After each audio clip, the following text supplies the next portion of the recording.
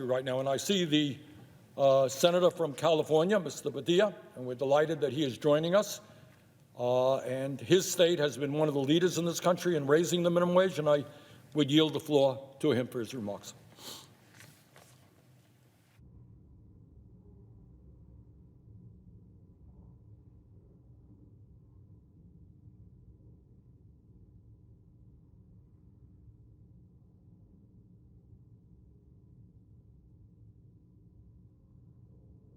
Madam President.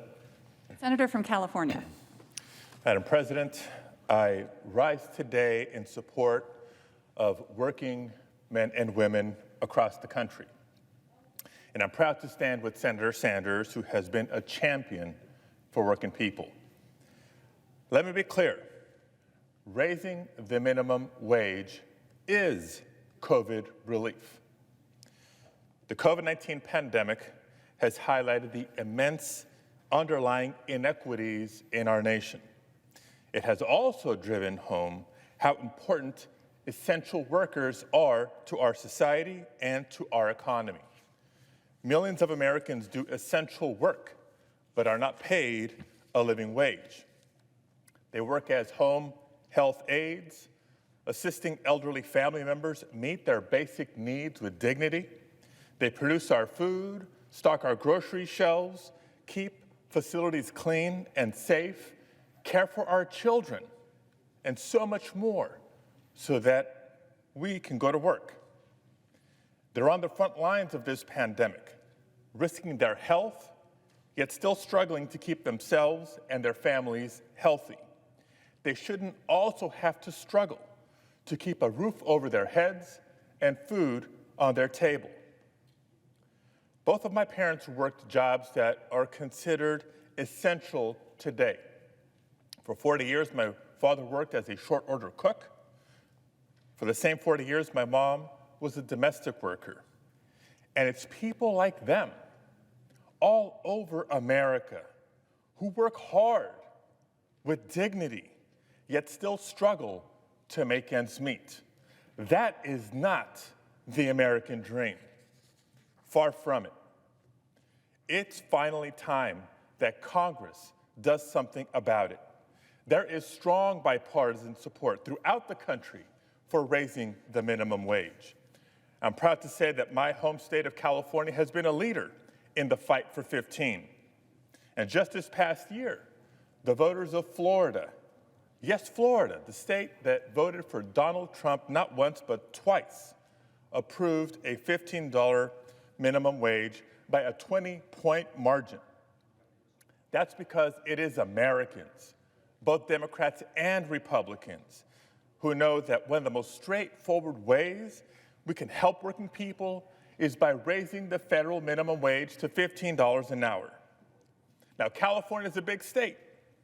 We're a very diverse state, full of diverse communities with local variations in cost of living and local business conditions, just like the rest of the country. And let me tell you, the sky did not fall when California enacted a $15 minimum wage. Now, I know some of our colleagues have argued that raising the federal minimum wage would reduce employment opportunities for American workers. The facts show otherwise. 40 years of studies have found little to no significant impact of wage increases on employment levels. Some of our colleagues have also argued that eliminating the tipped minimum wage nationwide would harm earnings for workers. That also has not happened. Again, research has found that eliminating the tipped minimum wage has no significant impact on employment. At the same time, median hourly wages for tipped workers are higher in equal treatment states like California compared to those with a tipped minimum wage. Madam President, 1.7 million Americans make the federal minimum wage. That's a $15,000 a year income.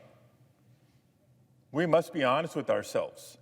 No one can meet the minimum standard of living on a minimum wage of just $15,000 a year. Now, raising the minimum wage to $15 an hour would also help reduce some of the gender and racial inequities in our nation, as Senator Sanders has referenced, given the overrepresentation of women and minorities in jobs that earn the minimum wage. And it would give them more money to spend in their local economies, which in turn is good for business. But most importantly, it will lift hundreds of thousands of families out of poverty. Think about that. We have the opportunity to lift hundreds of thousands of families out of poverty. This isn't just an opportunity, it is a moral responsibility. No one who works a full-time job should live in poverty. It's that simple. We must stand on the side of hardworking Americans. I call on my colleagues to continue the fight for 15 and pass the Sanders Amendment to bring justice and prosperity for all American workers. Thank you, Madam President. I yield the floor.